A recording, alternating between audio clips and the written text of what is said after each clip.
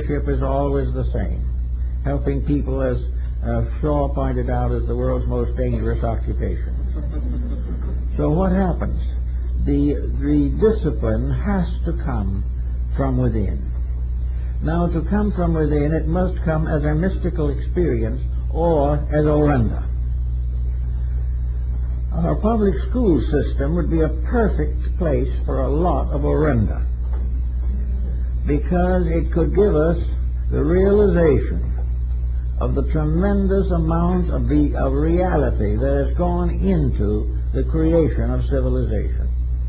The heroes who have never been sung, the martyrs who have died that the future could be better, the spreading of ideals and integrities.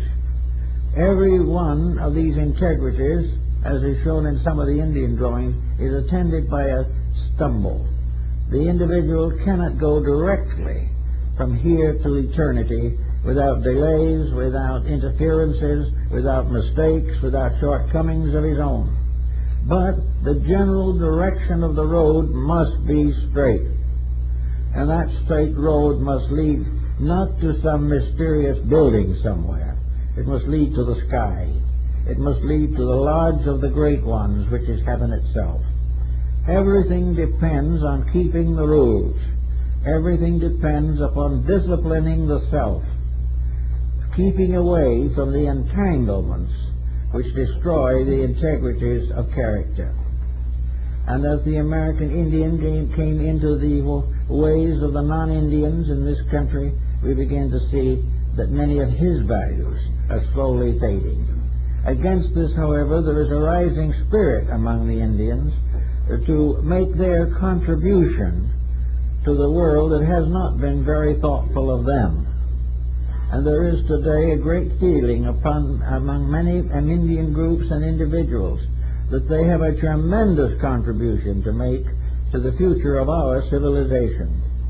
That the time has come when the simple, homely values must come back, must be recognized as the supreme values of life.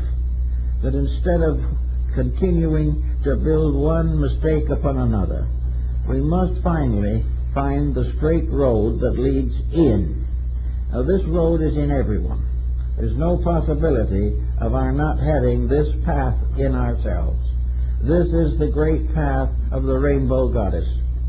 This is the marvelous reality that encloses all parts of the great diagram of life. But we have to be capable of internal expression of this. We must learn to remove the whole mass of false attitudes which have become natural to us. We have become not necessarily the victims of our bad habits alone. We have become victims of the entire lack of true insight. We have forgotten that heaven leads and earth must follow, which was the great secret of Taoism. We have forgotten that the power of eternal value must become the leader of life. That somewhere there are laws that are immutable. These are in the great sky lodge of the eternal spirits. These laws must be kept. They cannot be forced upon us by the gods, because the laws are meaningless to us unless we voluntarily accept them. We must make the decisions, not heaven. But if we are wise, we will make the decisions along the straight road that leads back to the stars from which we came.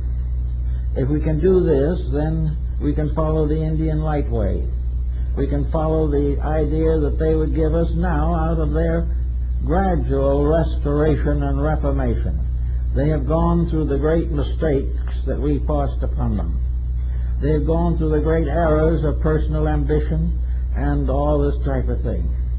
But now they are beginning to realize that the whole answer lies in the purification of their own tradition, that they must find their own life way again.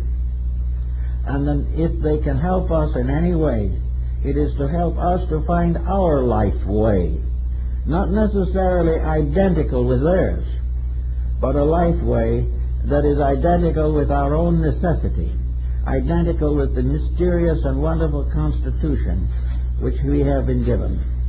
We have a destiny, as every creature has a destiny. And if we will find the destiny, we can survive and grow.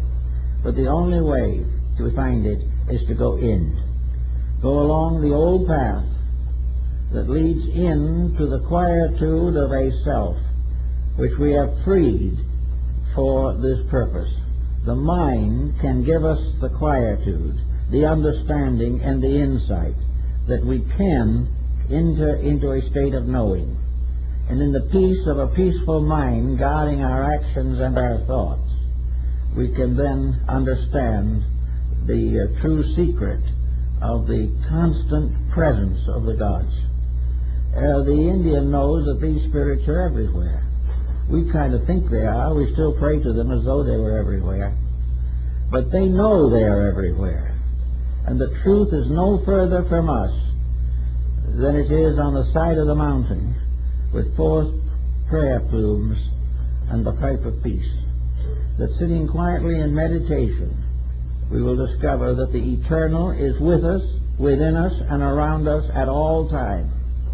But we cannot find that which is superior to ourselves while we are satisfied to remain inferior. If we are not in desire of improvement, then we can't get better. But if we desire, we don't have to search. No complicated code or creed is necessary. It is to simply allow the beauty of life, the beauty of eternal truth, and the beauty of everlasting integrity to be what it is, what it has always been, and what we have to search for by giving up the mistakes of our daily conduct.